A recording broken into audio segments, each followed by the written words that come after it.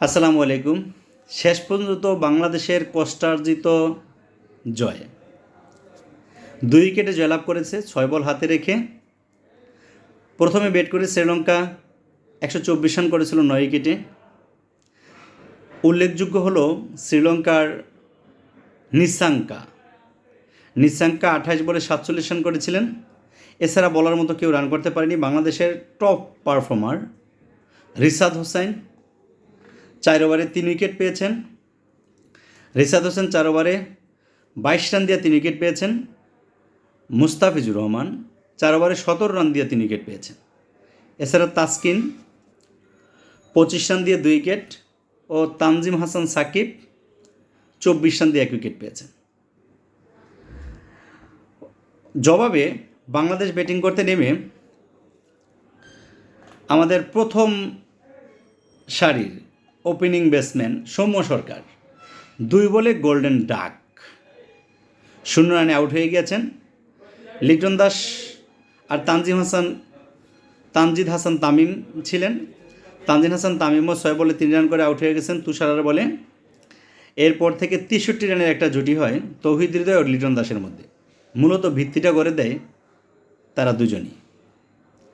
বিশেষ করে তৌহিদ হৃদয় 20 বলে 40 রানের কেমিও, যেটা হাসারাঙ্গার 1 ওভারে 3টি ছক্কা মেরে 4র্থ বলে তিনি আউট হয়েছেন। মোস্ট টার্নিং পয়েন্ট আমার কাছে মনে হয় ওই 3টা ছক্কা। কারণ শেষ মুহূর্ত বাংলাদেশ ব্যাটসম্যানরা যেভাবে ধুঁকতেছিলেন, একটা সিঙ্গেল নিতেও পারতেছিলেন না, একটা প্লেসমেন্টও ঠিকমতো পারতেছিলেন না, তখন আমার মনে হয়েছিল যে ওই 3টা ছক্কাই ম্যাচ ঘুরিয়ে দিয়েছে। যদিও দিন শেষে ম্যান অফ দ্য ম্যাচ দেওয়া হয়েছিল রিশাদ হোসেনকে, কারণ তিনিও একেবারে 2 উইকেট নিয়ে বাংলাদেশের মোমেন্টামে ম্যাচটা নিয়ে এসেছিলেন। অল্প রানের পুঁজি, এজন্য বোলাররাই সেখানে ম্যান অফ দ্য ম্যাচের ভাইটাল থাকে। তো সেই হিসাবে Rishad Hossain man of the match. আর বাংলাদেশের পক্ষে সর্বোচ্চ রান করেছেন তৌহিদ 40 রান 20 বলে, আর লিটন দাস করেছেন 38 বলে 36। তবে বুরু ভেলকে আরেকবার দেখিয়েছেন আমাদের মাহমুদুল্লাহ রিয়াদ। তিনি 13 বলে 16 রান করে নট আউট থেকে একটা ছক্কা মেরেছেন। নট আউট থেকে 19 ওভারের প্রথম বলেই ছক্কা মেরেছিলেন ধাসুন সানাকাকে। তাই ওই ছক্কা মেরেই ম্যাচটা বের করে এনেছেন। আর আমার মনে হয় আজকের ম্যাচের পরে আমার সাকিবকে অনেক বেশি শেকি মনে হয়েছে।